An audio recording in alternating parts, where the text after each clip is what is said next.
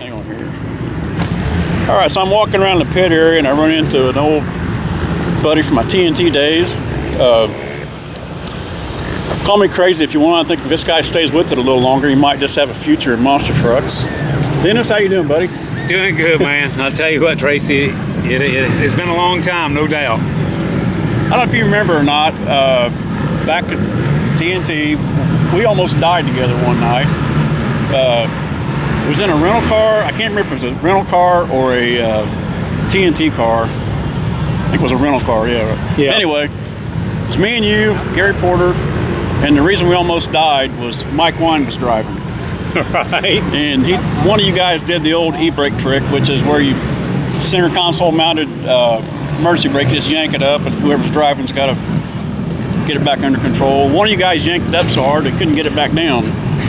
And I've never been sideways on Interstate 65 in downtown Louisville before, let alone spun around a couple times, but Mike kept it upright. And as if that wasn't enough, we come up on the big sweeping ramp to go from 65 south to the Waterson Expressway, and Mike says, once again, the reason we almost died, Mike Wine says, I wonder how fast we can take this ramp.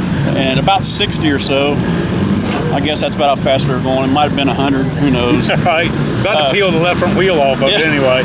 Well, what I remember, it was me and Porter in the back seat, you were in the front seat with Mike, and I was a little closer to Gary than I really wanted to be, but I remember the sound was the tires, they weren't squealing so much as they were screaming bloody murder all the way around that thing. And I remember praying to God, I said, if you let me out of this alive, I'll never get in a car with these three clowns ever again. And he did, and I haven't. So. Right. What about that was just fast times, man. That was fast times in the 80s is what it was. You guys were doing jackass type. If we'd have video cameras back then like this, we could have made our own reality show. You guys were doing jackass type stunts before the jackass guys were probably even born. Yeah. And that's what everybody talks about right now. And I have second generation, my boys out on the circuit, and I'm the dad telling them, look, don't go in here and be tearing up my hotel rooms. Don't be wrecking these rental cars. You can't do that anymore. And they said, well, you did it, Dad. I said, yeah, because we didn't have YouTube. We didn't have all of this stuff, so nobody knew what we were doing. We know everything you're doing with Facebook and all of that good stuff, social media. Man, you don't get away with all that good stuff anymore. Yeah. What about I remember going down the road thousands of miles together. You guys were ruthless with truck drivers and stuff on the CB radio.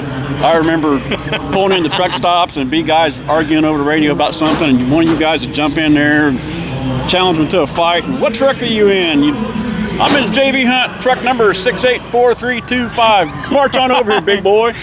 And a couple minutes later, you see somebody knocking on the door. Somebody's asleep in there. That was the best. And I'm going to tell you, and me and Gary Wiggins, when we were rolling the clock back, we used to sit there, and I remember waiting to get some tires changed, and I probably started about 4 fights in the parking lot, sitting in the truck, and I was in none of them.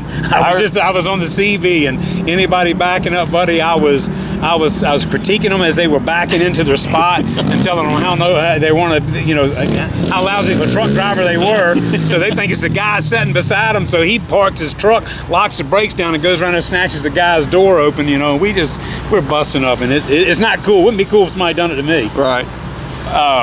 Also remember, you got busted one night. One of those challenging a guy to a fight. You told him what truck you were in. Somebody gets on the radio, goes, he ain't in that truck either, driver. He's in that black school bus with that jacked up 4-wheel drive Volkswagen on the back of it. Right. You ain't kidding. Well, I usually had a pretty good crew with me anyway. We were pretty barbaric back then, so we always had either a piece of galvanized pipe or a tie-down bar with us, so we weren't too worried anyway. If you popped that door open, you were challenging us, baby. You better be ready to rock and roll. Yep.